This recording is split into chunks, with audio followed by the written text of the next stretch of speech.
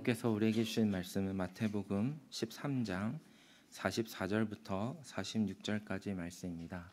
마태복음 13장 44절부터 46절까지 말씀입니다. 우리 세 절의 말씀인데요, 함께 한 목소리로 같이 읽도록 하겠습니다. 천국은 마치 밭에 감추인 보화와 같으니 사람이 이를 발견한 후 숨겨두고 기뻐하며 돌아가서 자기의 소유를 다 팔아 그 밭을 사느니라.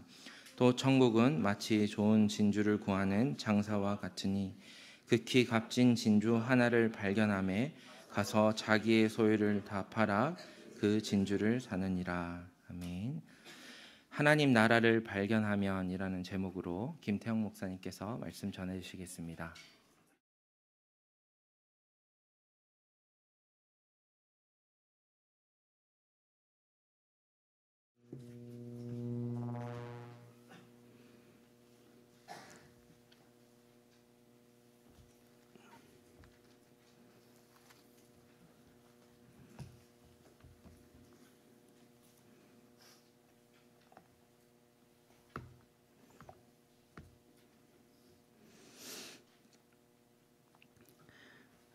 오늘 그 말씀을 준비하면서 아까 이제 설교 예배 전에 잠깐 또 함께 찬양했었는데요. 떠오르는 찬양이 하나 있었습니다. 특별히 오늘 또 온가족 예배이기 때문에 혹시 천국은 마치라는 찬양 아시나요? 네, 제가 이 찬양을 처음 이제 알았던 것이 정확하게 언제인지는 기억이 나지 않는데 96년도, 2000년도, 2004년도 중에 한 번일 겁니다. 근데 제가 선교 한국을 참여를 했었거든요. 그때 3번을. 그때 선교 한국 때 이제 아침 체조 찬양으로 이 찬양을 율동을 하면서 했던 기억이 납니다. 그래서 그때 당시에 청년들이 그때 뭐 한 5,000명, 6,000명 이제 그때마다 모이니까 이 찬양을 부르면서 막 율동을 하면서 아침에 이제 잠을 깨라고 이 찬양을 했었었는데 그렇다고 제가 오늘 이 자리에서 춤을 추지는 않을 겁니다. 뭐죠? 누가? 네, 그런가요? 네, 춤을 추지는 않고 여러분 춤 날 찾아보세요. 네, 찾아보시고 그래도 온가족 예배니까 우리 초등부 친구들도 있으니까 다 같이 오늘 말씀과 관련된 찬양이니까요. 같이 한번 좀 이 찬양하고 그래서 제가 세션팀 그대로 있어달라고 제 이야기를 했습니다. 우리 한번 같이 이 찬양 한번 불러보도록 하겠습니다. 우리 박수 치면서 찬양합시다.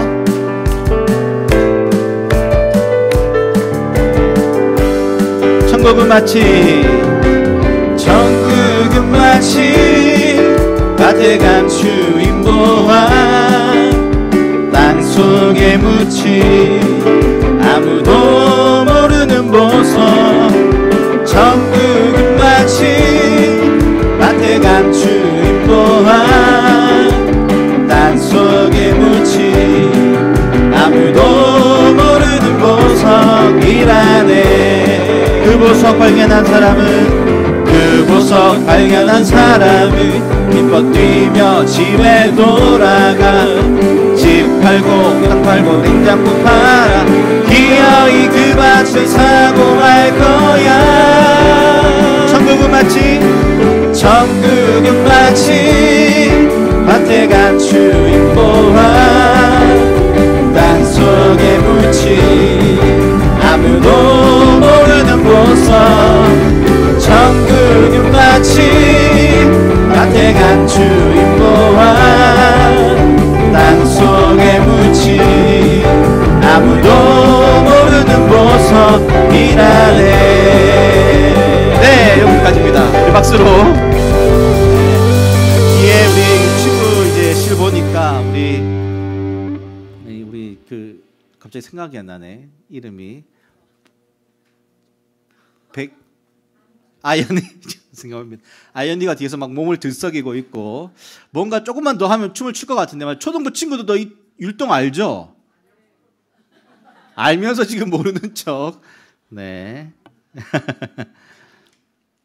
아마 이 찬양 한 번쯤은 여러분들도 들어보셨지 않았을까 하는 생각이 듭니다. 이 말씀이 오늘 우리가 같이 말씀 읽었던 그 마태복음 13장 44절 말씀이죠. 우리 같이 한번 마태복음 13장 44절 말씀을 같이 한번 읽어볼까요? 시작.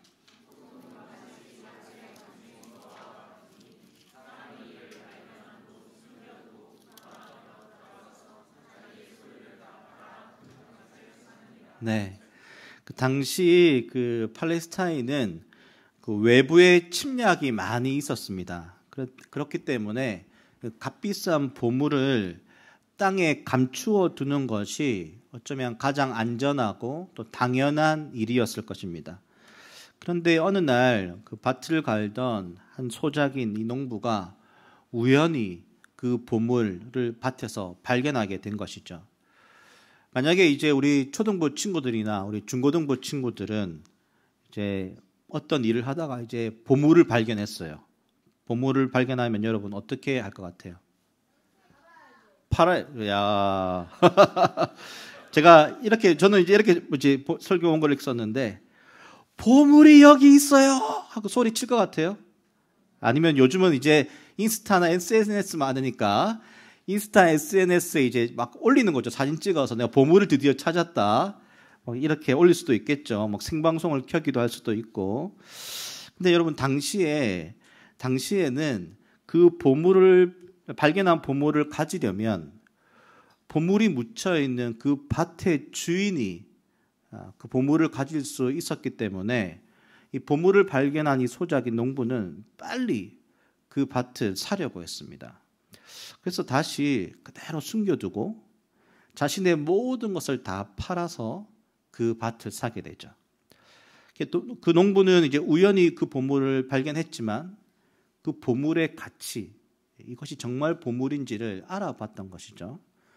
두 번째 나오는 비유는 좋은 진주, 아주 값비싼 진주를 구하는 상인이었습니다. 오늘 45절, 46절인데요. 그래도 우리 말씀 같이 한번 읽어볼까요? 시작. 또 천국은 마치 좋은 진주를 구하는 장사와 같으니 극히 값진 진주 하나를 발견하며 가서 자기의 소유를 다 팔아 그 진주를 사느니라. 이 진주를 찾는 상인은 좋은 진주를 찾았습니다. 매일매일 좋은 진주를 찾던 그의 눈에 다른 사람들이 알아보지 못한 아주 값진 진주를 알아본 것입니다. 당시의 진주는 보석 중에서도 가장 값비싼 물건이었습니다. 가공되지 않은 진주, 아주 값비싼 진주를 알아본 상인은 자신의 모든 것을 다 팔아서 그 진주를 사게 되죠. 여러분이 다 잘 아는 성경의 이야기 중 하나입니다. 그런데 이 두 비유에 공통점이 있습니다. 이 농부든 그리고 상인이든 보물과 진주의 가치를 발견하고 알아보았다는 것입니다. 이것이 얼마나 값진 것인지, 이것이 정말 보물인지를 알아보았다는 것이죠. 첫 번째는 가치에 대한 인식입니다. 여러분, 인생을 살아갈 때에 저마다 발견하는 소중한 인생의 가치들이 있습니다. 이것은 그 사람의 자라오는 시기 때마다 다릅니다. 오늘 이제 온가족 예배를 드리는데 초등부 아이들 때에는 무엇이 소중하죠? 뭐가 가치 있죠? 네, 무엇인가는 가치가 있겠죠. 그리고 그걸 소중하다고 여기겠죠. 중고등학교 시절에는 또 다르겠죠. 또 청년 시절이 되면 또 그 인생의 가치가 아마 달라질 것입니다. 결혼을 하고 또 살아갈 때, 그리고 시간이 지나가서 또 어떤 가정에게 자녀가 태어나고 그러면 또 그 가치가 달라지죠. 그 인생의 가치들이. 그러니까 시간이 흐를 때마다 그 인생의 가치들은 달라집니다. 그리고 이 사람이 어떤 환경에서 자랐느냐에 따라서도 또 다른 것 같습니다. 아주 가난한 어린 시절을 보낸 이들에겐 또 그들에게는 인생의 가치, 어떤 것이 아주 중요할 것이고, 그리고 홀 부모님 밑에서 자란 자녀들, 또 그런 환경에서 자란 사람들은 또 다른 가치들을 가지겠죠.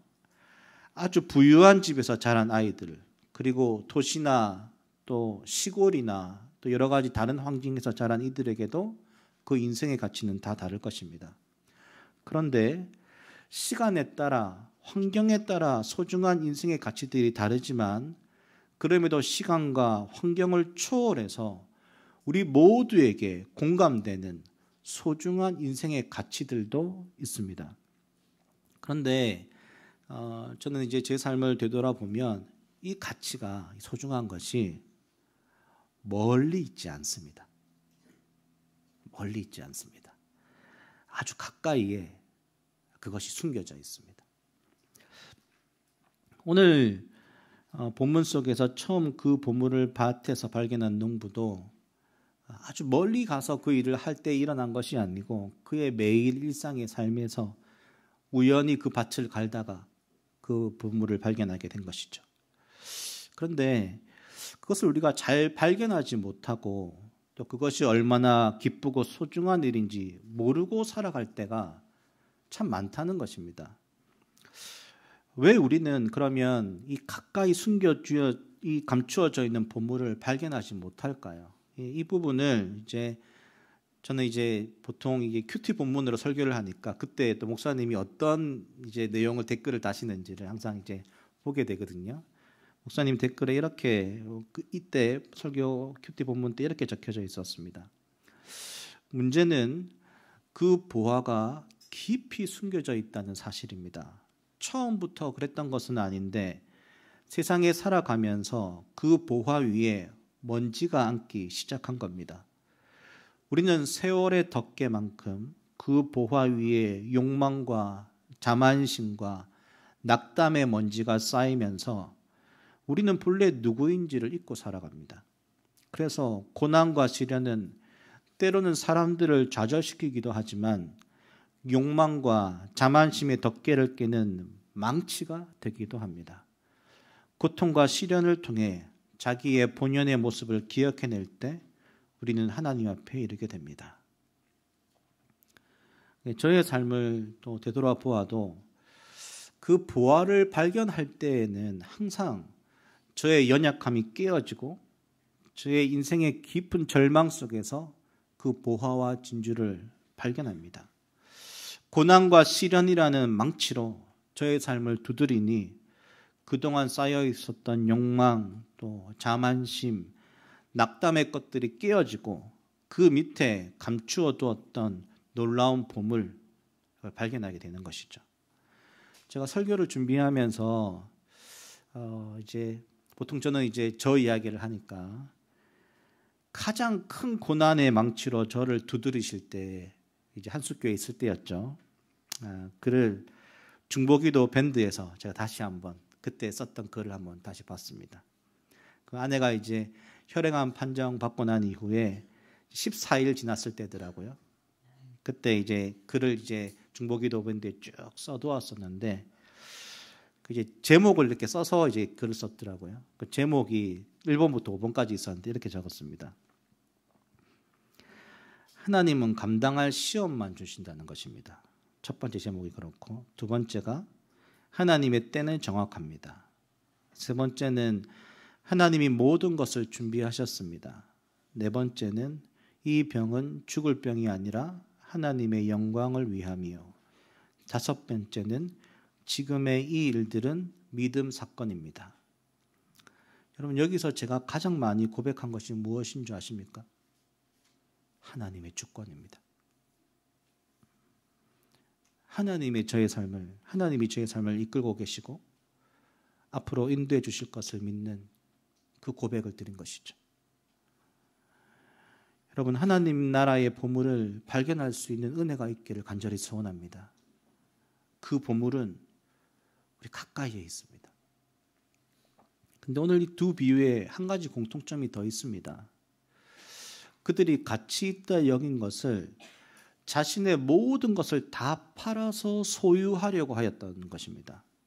우리 본문을 한 번 더 읽어볼까요? 44절부터 46절인데 우리 같이 한번 읽어보겠습니다. 시작.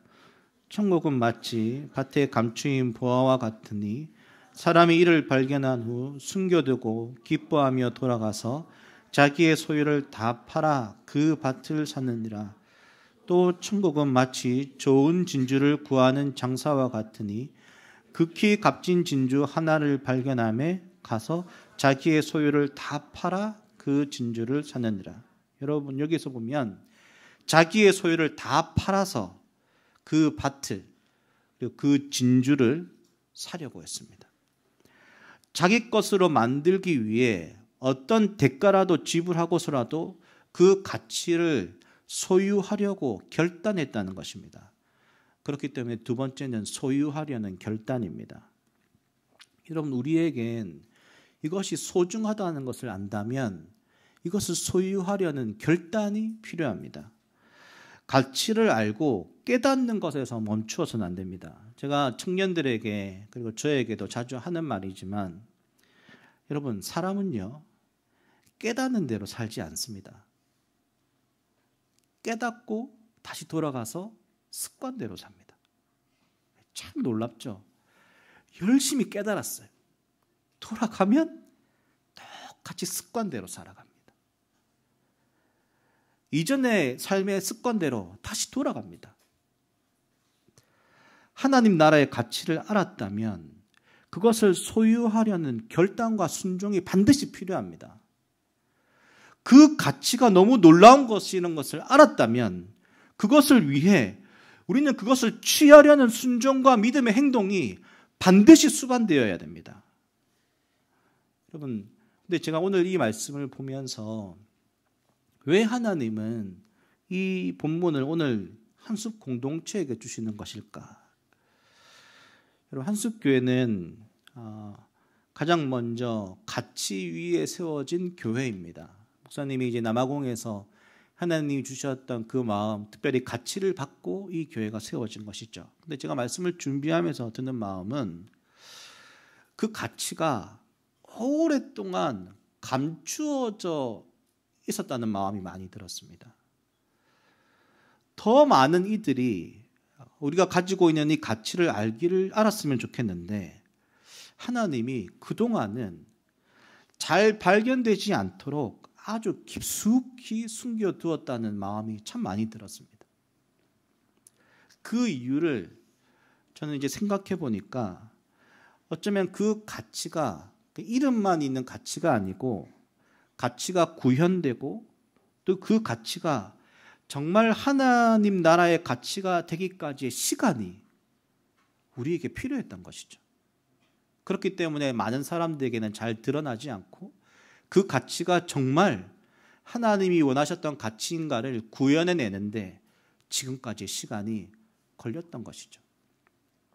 하지만 2024년 한숲이 창세기 12장 가나안 땅으로 들어가는 그 문을 하나님께서 열어주시면서 이제는 더 많은 이들이 발견할 수 있도록 이끌어 주실 것을 제가 오늘 이 말씀을 통해서 다시 여러분에게 전할 수 있도록 이끌어 주셨다고 저는 믿습니다. 성도 여러분, 그렇기 때문에 오늘 하나님이 우리에게 요구하시는 것은 그 가치를 소유하며 살아가려는 결단이 필요합니다. 우리 삶사리에 숨겨져 있던 그 하나님 나라의 가치를 발견했느냐라고 주님은 계속해서 질문하고 계신 것이죠. 너희는 삶의 자리에 숨겨져 있던 그 하나님 나라의 가치를 발견했느냐? 그렇다면 이제는 주저하지 말고 빨리 결단해서 그것을 소유해라. 성도 여러분, 우리 삶 가까이 숨겨둔 이 하나님 나라의 가치를 발견할 수 있는 성도 여러분 될 수 있기를 간절히 소원합니다. 여러분, 발견했다면, 여러분 그것을 깨달았다면 이제는 인색해하지 말고 주저하지 말고 그것을 여러분의 것으로 소유하십시오. 결단하십시오. 그때 하나님은 분명히 우리 한숲을 통해 더 많은 가치들을 발견케 하실 것이고 또 이끌어 주실 것입니다. 네, 여러분, 오늘 근데 이 두 비유에 공통점도 있지만 차이점도 있습니다. 그 밭에서 발견한 보물은 아주 우연히 발견된 것입니다. 그렇죠? 보물을 찾고자 밭을 갈다가 이제 그 보물을 발견한 것이 아니고 밭을 갈다가 우연히 그 보물을 발견한 것입니다. 근데 진주를 발견한 상인은요, 우연히 발견한 것은 아닙니다. 그 값진 진주를 발견하기 위해 최선의 노력을 다했습니다. 여러 곳을 찾아다녀 보았고 또한 그것을 위해 자신의 시간과 물질을 들였습니다. 그리고 결국 값진 진주 이것을 발견하게 된 것이죠. 여러분, 그 유명한 그 철로 역정이라는 책이 있는데요. 저자인 존 버녀는 인생의 영혼에 대한 물음이 자기 마음속에서 일어날 때까지 이렇게 결심했다고 합니다. 내가 구원을 받기 전까지는, 내가 이 진리를 확실히 알기 전까지는, 내가 하나님의 아들 예수님을 분명히 깨닫기 전까지는 먹지도 않고 자지도 않겠다.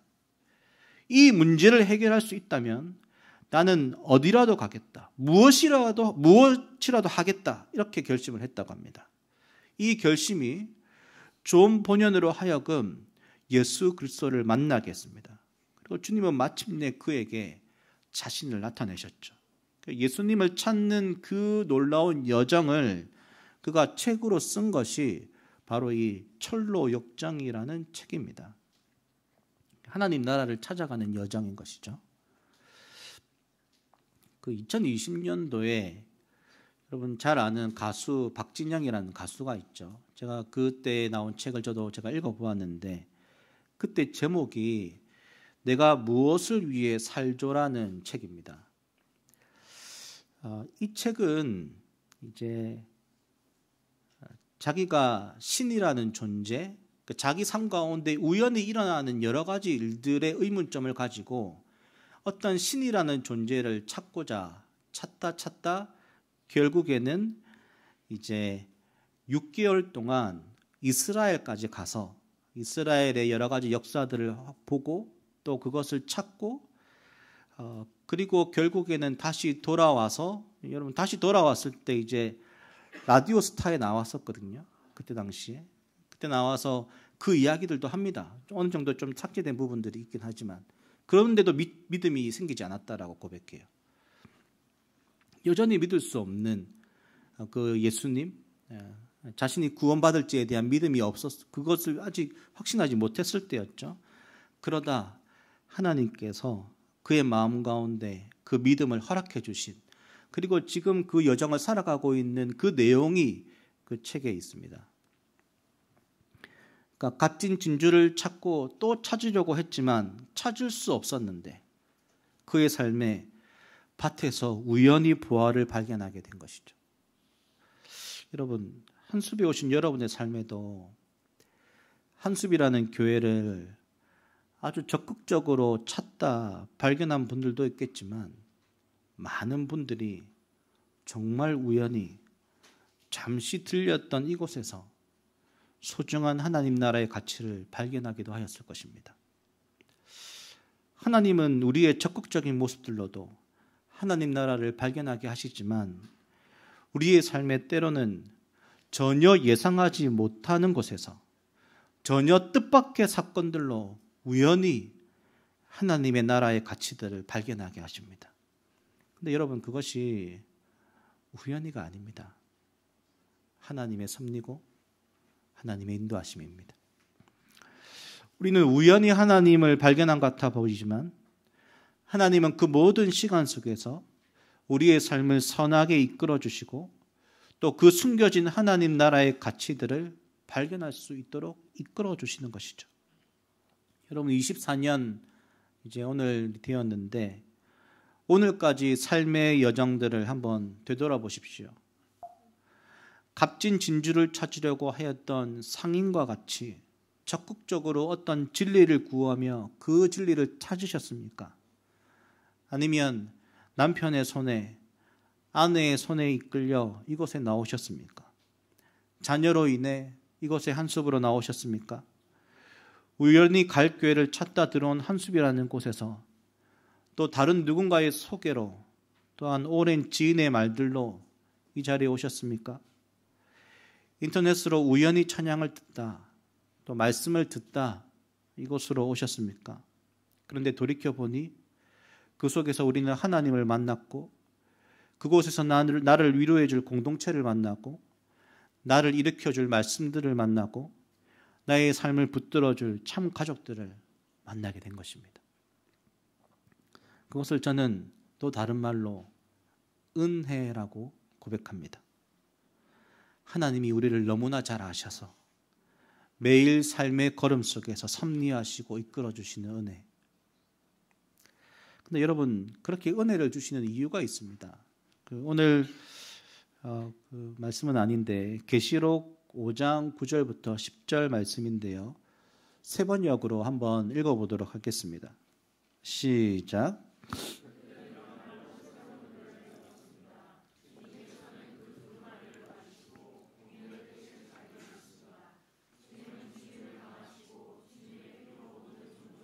언어와 백성과 민족 가운데서 사람들을 사서 하나님께 드리셨습니다. 주님께서 그들을 우리 하나님 앞에서 나라가 되게 하시고 제사장으로 삼으셨습니다. 그래서 그들은 땅을 다스릴 것입니다. 여러분, 예수님이 모든 종족과 언어와 백성과 민족 가운데서 자신의 피로 값을 치르시고 바로 우리들을 사셨습니다. 자신의 생명을, 자신의 모든 소유를 다 드려 우리를 사셨습니다. 밭에 있는 보화를 사기 위해 자신의 모든 것을 다 팔았던 농부가 바로 예수 그리스도이십니다.